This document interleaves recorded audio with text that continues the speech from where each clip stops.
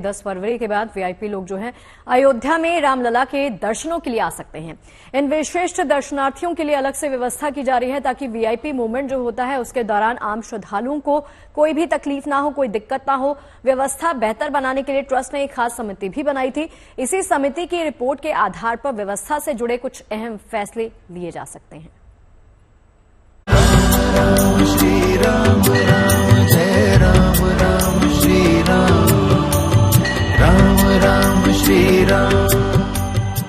बालक राम की एक झलक पाने अपने आराध्य की अनुपम छवि निहारने देश भर से भक्तों की भीड़ अयोध्या खिंची चली आ रही है।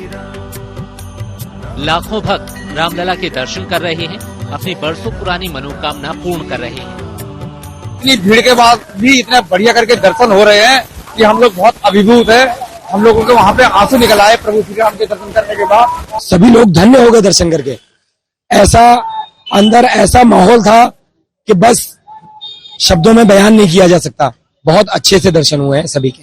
जैसे ही हम लोगों ने प्रवेश किया, मन को इतना शांति का अनुभव हुआ जैसे कोई अद्भुत अलौकिक शक्ति वहाँ पर विराजमान है।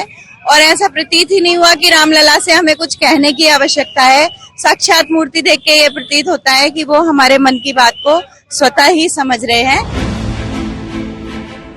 प्रशासन भी पूरी तरह मुस्तैद है और हर संभव कोशिश कर रहा है ताकि राम भक्त अपने आराध्य के सहज और सुलभ दर्शन कर पाएं।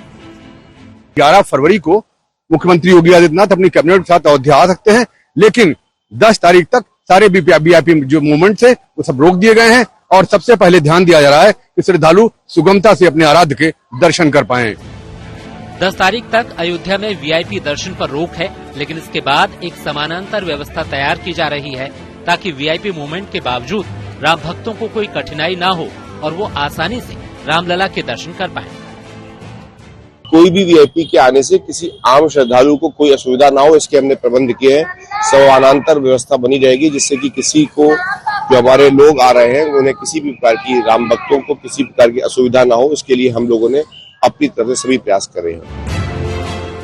आने वाले दिनों में भक्तों की तादाद यहाँ और बढ़ेगी, लिहाजा क्राउड मैनेजमेंट और दूसरी व्यवस्थाओं पर लगातार मंथन किया जा रहा है। प्राण प्रतिष्ठा कार्यक्रम से पहले राम मंदिर ट्रस्ट के कोषाध्यक्ष गोविंद देवगिरी जी के नेतृत्व में एक कमेटी बनी थी जिसने तिरुपति बालाजी समेत देश के प्रतिष्ठित मंदिरों की व्यवस्थाओं का अध्ययन किया।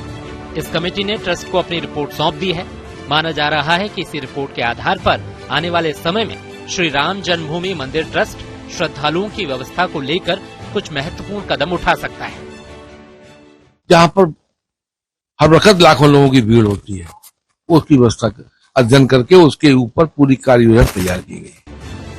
पुलिस प्रशासन भी हर दिन व्यवस्था का आकलन कर रहा है और सुविधाओं और सिस्टम को बेहतर बनाने में जुटा है ताकि अयोध्या आ रहे भक्तों को आध्यात्मिक यात्रा के दौरान यहाँ की अद्भुत आवभगत का भी एहसास हो। Banbir Singh, Ayodhya, good news today.